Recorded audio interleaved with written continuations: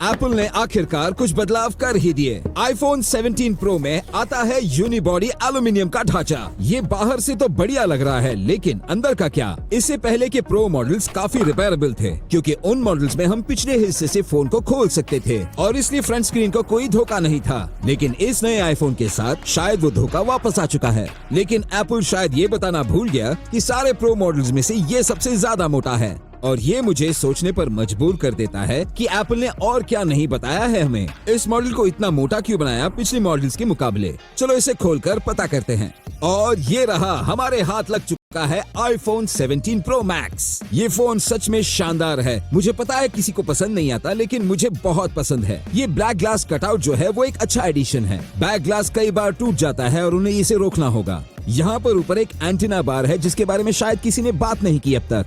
इस मॉडल में orange colour काफी शानदार लगता है और मुझे ये निश्चित करना था कि मुझे यही मॉडल मिले। मैं शाउट आउट देना चाहूंगा कनेक्टेड को, जिन्होंने मुझे ये मॉडल पहुंचा कर दिया।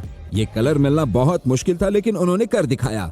अगर आप लोगों को पता नहीं तो ये पहला आईफोन है जिसमें पानी है। और जब मैं पानी कहता हूँ तो ये वेपर चेंबर की बात कर रहा हूँ। ये इससे पहले आईफोन पे कभी नहीं देखा गया, लेकिन मुझे देखना है कि इसमें और क्या है। तो चलो आगे बढ़ते हैं, पेंटेलोप स्क्रूज को निकालते हैं। यहाँ चार्जिंग पोर्ट के अंदर मॉडल नंबर भी दिख जाता है। ये हर नए आईफोन में होता है। सबसे पहले हम नजर डालेंगे इस बैक ग्लास विंडो पर और देखेंगे क्या ये रिपेयर किया जा सकता है। मैंने बिल्कुल भी सोचा नहीं था कि एप्पल टाइटेनियम को छोड़कर एल्यूमिनियम इस्तेमाल करेगा और ईयू ने भी इसे मजबूती के तौर पर बेटर रेटिंग दी है। लेकिन ये ग्लास विंडो अभी टूट सकता है।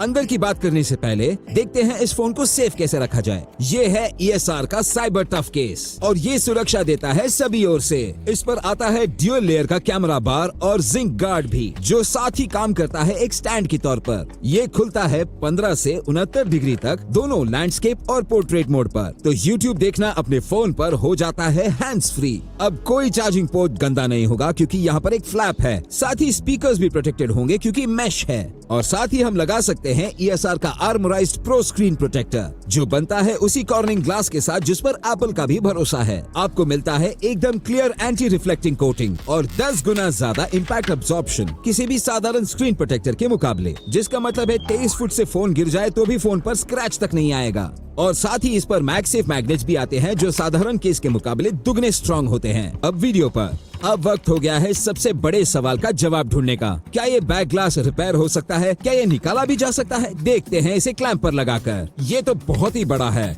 मुश्किल से क्लैंप पर बैठ गया। सक्शन कप लगाते हैं, थोड़ी गर्मी लाते हैं। ये बैक ग्लास जो है वो पहला सेरामिक शील्ड है और फ्रंट ग्लास जो है वो दूसरा सेरामिक शील्ड है, तो ये कम मजबूत है। और देखने पर ये ग्लास जरा उठ रहा है, जो कि बढ़िया है। देखते हैं क्या ये पूरी तरह निकल सकता है। हम थोड़ा अल्कोहल लगाते हैं प्लास्टिक प्राइंग कार्ड पर और इसे अंदर डालते हैं। उम्मीद है हम कोई फ्लेक्स केबल्स को न तोड़े, क्योंकि मुझे पता नहीं वो कहाँ पर है। अभी तक सब ठीक लग रहा है। ये बैक ग्लास पूरी तरह शायद निकल चुका है और हम आगे बढ़कर इसे निकाल संभल कर। वहाँ पर एक फ्लेक्स केबल है, हम इसे क्लैंप पर से निकाल लेते हैं और इसे खोल लेते हैं।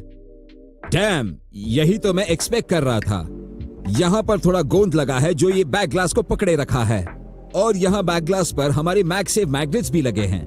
हमारा वायरलेस चार्जिंग कॉइल भी है और यहाँ 2 स्क्रू होल्स भी हैं हमारे पेंटेलोप स्क्रूज के लिए। ये बैक ग्लास पूरी तरह निकाला जा सकता है और रिपेयर किया जा सकता है, जो बढ़िया है। बस इस बैक ग्लास को निकालने के लिए यहाँ पर लगी स्क्रू को निकालना होगा और इस बंदे को निकाल दो और हम आगे बढ़कर इसे डिस्कनेक्ट कर सकते हैं। और ऐसे ही बैक ग्लास निकाला जा चुका है। आप इसे आसानी से निकालकर इसे रिपेयर भी कर सकते हो। मुझे ये डिजाइन पसंद है, एप्पल को इसे पहले ही कर लेना चाहिए था। बैक ग्लास सबके लिए एक बड़ी प्रॉब्लम थी, लेकिन वो प्रॉब्लम सॉल्व हो चुका है। हमारे मैग्नेट पेपर की मदद से मैं यहाँ मैग्नेट का लेआउट देखने वाला हूँ, लेकिन इस बार मुझे कुछ अलग दिखा। हम यहाँ पर सिर्फ एक नहीं लेकिन 2 ओपनिंग देख सकते हैं। मैंने ये पहले कभी नहीं देखा, लेकिन अब ये ऐसा क्यों है ये मुझे बिल्कुल नहीं पता। अगर आपको पता है तो कमेंट करना। ये एक अच्छी शुरुआत है रिमूवेबल बैक ग्लास के साथ। मुझे थोड़ा बुरा लग रहा है कि फोन अब पीछे से नहीं खुलेगा, लेकिन एटलीस्ट ये तो रिपेयरेबल है। चलो हमारा क्लैंप वापस लाते हैं और स्क्रीन को खोलने की कोशिश करते हैं। ये क्लैंप में एक कटआउट है, शायद ये काम करेगा हमारे आईफोन 17 प्रो मैक्स के साथ, और ये करता है। बढ़िया, तो हम बस वही प्रोसेस दोहराएंगे। सक्शन कप को यहाँ बिठाएंगे। सुनने में आया है कि आईफोन 17 प्रो के सारे इंटरनल कंपोनेंट्स पूरी तरह से फिर से डिजाइन किए गए हैं, जो सच में एक्सपेक्टेड था। अब लगाएंगे आइसोप्रोपाइल अल्कोहल और ये स्क्रीन ऐसे ही निकल गया। इस स्क्रीन को पूरी तरह से निकालने के पहले मैं आपको दिखाना चाहता हूँ, यहाँ ढांचे के कोने पर सिलिकॉन टेक्सचर लगा है। दरअसल ये फ्रेम है जो पहले प्लास्टिक की हुआ करती थी और इससे खोलना मुश्किल होता था, और मुझे लगता है इससे वाटर रेजिस्टेंस भी बढ़ जाता है। ये अच्छा है। डिस्प्ले निकल रहा है, क्लैंप को निकाल लेते हैं और हम डिस्प्ले को हिलाकर निकालने की कोशिश करते हैं। मैंने थोड़ा सा अंदर देख लिया और ये बिल्कुल पिछले मॉडल्स की तरह नहीं दिखता। ओह, ये खुल गया। हे भगवान, क्या ये टॉर्क स्क्रूज हैं? वाह, एप्पल ने शायद सब कुछ बदल दिया इस बार। यहाँ पर बहुत कुछ है देखने के लिए, लेकिन शुरुआत करेंगे निचले हिस्से से। तो नीचे यहाँ पर हमारा लाउड स्पीकर है, लेकिन यहाँ पर एक स्क्रू मिसिंग है। मुझे पता नहीं ये किस लिए है। यहाँ पर कमरे में सबसे बड़ा हाथी है, वो है ये जायंट मेटल शील्ड। मुझे नहीं लगता आईफोन 3 के बाद एप्पल ने ऐसा कुछ बड़ा किया है अब तक। आईफोन में देखना ये अजीब है, ज्यादातर तौर पर हमें डायरेक्टली इंटरनल्स दिख जाते हैं, लेकिन इस बार ये है। और यहाँ पर कई सारे टॉर्क स्क्रूज भी है जो कि आईफोन्स में नहीं होते। ये आमतौर पर मैकबुक्स या टैबलेट्स पर होते हैं, आईफोन पर नहीं। ऊपर यहाँ फ्रंट कैमरा देखिए कितना बड़ा है ये। मुझे उत्सुकता हो रही है कि इसका बैटरी कनेक्टर कहाँ है, क्योंकि मुझे अभी वो दिख नहीं रहा। जाहिर सी बात है उसे डिस्कनेक्ट करना होगा बाकी कंपोनेंट्स खोलने से पहले। लगता है इसके नीचे होगा, तो चलो इसे खोलते हैं। अब हमें इसे आसानी से निकालते आना चाहिए। ये रहा, और ये रहा बैटरी कनेक्टर। जाहिर सी बात है ये बैटरी कनेक्टर है क्योंकि इस पर प्लस और माइनस के सिंबल्स हैं। चलो आगे बढ़कर इसे डिस्कनेक्ट करते हैं और फिर ये अब स्क्रीन और सेंसर्स दोनों को निकाल सकते हैं। डिस्प्ले को निकाल लेते हैं। नया डिस्प्ले पुराने डिस्प्ले के मुकाबले 1000 निट्स ज्यादा ब्राइट है और इस पर एंटी रिफ्लेक्टिव कोटिंग भी है। और ये तुम देख सकते हो अगर आईफोन 16 प्रो के सामने कंपेयर किया जाए तो। डिस्प्ले को साइड पर रखते हैं और नजर डालते हैं आईफोन 17 प्रो के अंदरूनी हिस्से पर। बहुत सारे स्क्रूज है यहाँ पर, इन सबको खोलना होगा अंदर जाने के लिए। ये इतना भी अच्छा नहीं है। 15 स्क्रूज के बाद, जो कि बहुत ज्यादा है एक फोन को खोलने के लिए, और खास करके एक आईफोन के लिए तो बिल्कुल नहीं। हम इसे निकाल सकते हैं और इस पर कुछ भारी जुड़ा हुआ है जो शायद होगा, आईफोन नहीं देखा, लेकिन अब जो है सो है। बैटरी यहाँ पर इलेक्ट्रिकली एक्टिवेटेड एडेसिव अभी यूज कर रहा है, जो कि काम करेगा या नहीं मैं अभी थोड़ी देर में देख लूंगा।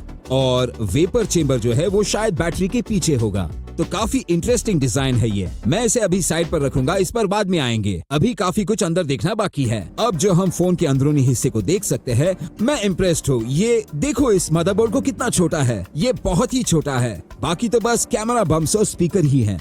यहाँ पर तो मदरबोर्ड कैमरा से कम जगह ले रहा है। अब देखो फ्रंट कैमरा की ओर, ये तो बस लटक रहा है, ये तो ठीक से अटैच भी नहीं किया गया है। चलो इसे अनस्क्रू करते हैं और ये तो आसानी से निकल जाता है। तो इस साल का फ्रंट कैमरा है 18 मेगापिक्सल का, जो बहुत ही बड़ा है। ये परफेक्ट है पिक्चर्स लेने के लिए पोर्ट्रेट और लैंडस्केप दोनों ही मोड पर, जो कि बहुत बढ़िया है। उम्मीद है कि बाकी सारे ब्रांड्स भी इसे कॉपी करें क्योंकि ये अच्छा है। हम ईयरपीस स्पीकर को निकालेंगे जो पता नहीं क्यों हर साल बड़ा होता जा रहा है।